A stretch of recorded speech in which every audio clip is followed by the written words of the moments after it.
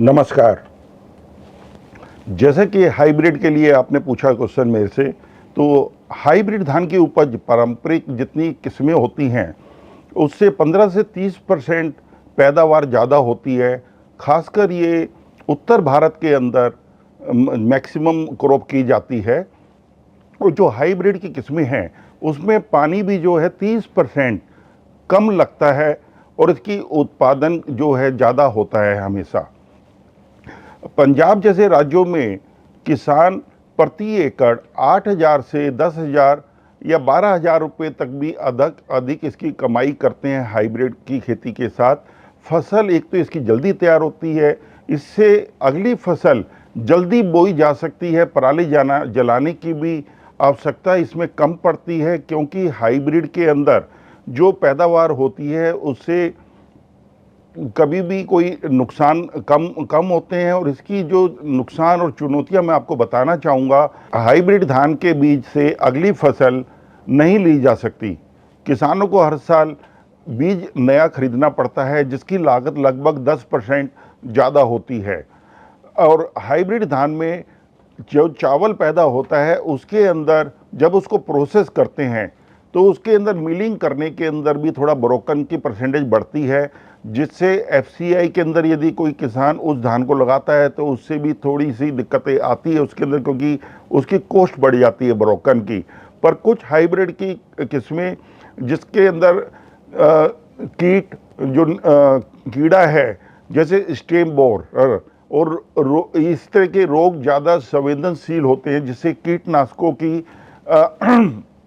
खपत बढ़ जाती है। बीज और रसायनों की लागत अधिक होने से छोटे किसान इसके अंदर वो इसको यूज नहीं करते हैं और उनकी निर्भरता बीज की कंपनियों के ऊपर हो जाती है।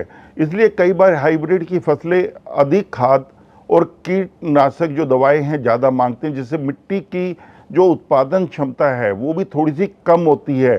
पर इसको जो फायदे हैं, एक तो इससे उपज ज़्यादा होती है, जिससे किसान की आमदनी बढ़ती है, एक पानी की बचत होती है, एक फसल ज़्यादा जल्दी होती है।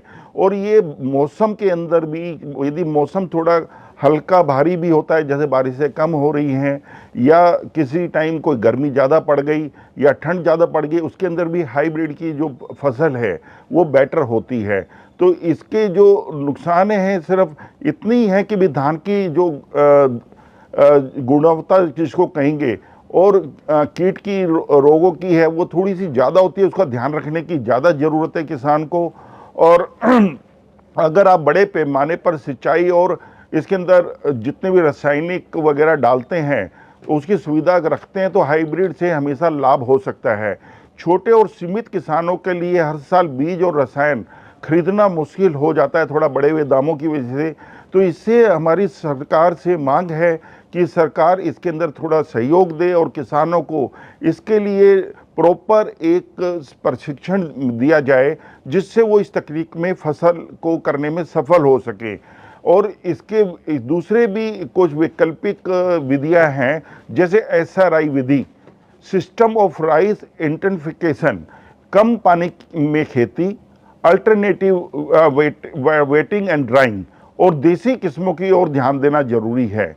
और हाइब्रिड धान को उन क्षेत्रों में अपनाना चाहिए जहां सिंचाई की सुविधा हो, किसान तकनीकी रूप से जागरूक हो, मिलिंग और मार्केटिंग की व्यवस्था हो।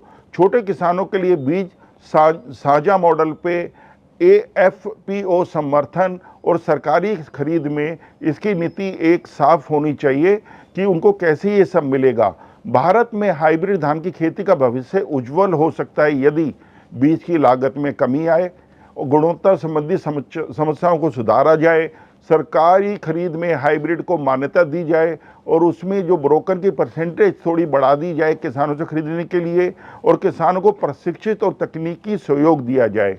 यदि ये सब किया जाएगा तो किसान इसकी तरफ अग्रसर होंगे और हमारी जो फसल जो आज के दिन जितनी पैदा होती है, जो हमारा लक्ष्य है कि हमारा आने वाले समय के अंदर 160 मिलियन टन के आसपास में राइस की क्रॉप होगी, वो हमारी सीधा हम इसको 15 से लेकर 30% तक क्रॉप को ज़्यादा ले सकते हैं, जिससे किसानों की आमदनी बढ़ेगी और हम एक्सपोर्ट के लिए भी और ज़्यादा राइस का उत्पादन कर पाएंगे, जिससे हम हमेशा राइस के अंदर जो आज हम नंबर 1 हैं वर्ल्ड के अंदर, तो हम आगे इसके अंदर हमेशा नंबर 1 की पोजीशन पर रहेंगे। और एक्सपोर्ट के अंदर भी हमारा जो आज 22 मिलियन टन करते हैं, इसको हर साल 30 से 35 मिलियन टन जो कि है वर्ल्ड का, हम 45% आज के दिन करते हैं। तो इसको हम आने वाले समय के अंदर इसको किसी भी हालत में 60 से 70% तक कर सकते हैं, जो पूरे वर्ल्ड की एक तरीके से हमारे ऊपर डिपेंडेंसी होगी कि भाई हम भारत से ही चावल लेना पड़ेगा, लेना है तो। धन्यवाद।